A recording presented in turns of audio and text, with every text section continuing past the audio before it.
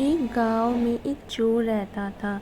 वह बहुत ही बदमाश और चालाक था। गांव के कोई भी लोग उसको चोरी करते पकड़ नहीं पाया था। उस चोर का एक बेटा भी था। सभी लोग बोलते कि तुम्हारा पिता एक चोर है। वह बेटा अपने पिता से पूछता कि सब लोग ऐसा क्यों बोलते हैं। तो उसके पिता बोलते कि सब लोग हमसे जलते हैं, सब कोई नहीं चाहते कि तुम अच्छे से पढ़ाई लिखाई करो।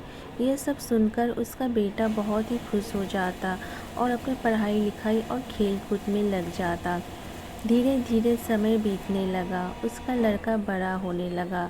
उसने 12वीं पास कर ली, लेकिन उसके पिता के पास उतने पैसे नहीं थे कि उसको आगे पढ़ा सके। तो उसके बेटे ने सोचा क्यों ना मैं नौकरी करूं, लेकिन उसको कोई भी नौकरी नहीं दिया क्योंकि वो बहुत कम पढ़ा लिखा था। अंत में उसके पिता बहुत ही परेशान हो गए और सोचने लगे क्यों ना इसको भी मैं चोरी करना सिखा दूं। यह सोचकर वह एक दिन अपने बेटे को लेकर निकल गया। रास्ते में उसे एक सेठ का घर दिखाई दिया। तो उसके पिता ने बोला कि इसी के घर हमें चोरी करनी है। लेकिन बेटा उस सेठ के घर के अंदर जल रही लाइट को लगातार देखे जा रहा था। तो उसके पिता ने बोला और चोरी करके हमें इस रास्ते से भागना है। लेकिन फिर भी उसका बेटा उसके बातों पर ध्यान नहीं दिया। वह उस लाइट को ही देखे जा रहा था। तो उसके पिता ने पूछा कि आखिर तुम उस घर की तरफ क्या ही देख रहे हो।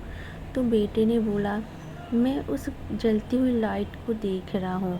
मैं यहाँ पर चोरी नहीं कर सकता क्योंकि ये लोग ईमानदार और मेहनती है, तभी इन लोग के घर हमेशा रोशनी रहती है और हम इतने चोरी से पैसे कमाते हैं, लेकिन फिर भी हम अंधेरे में ही हैं।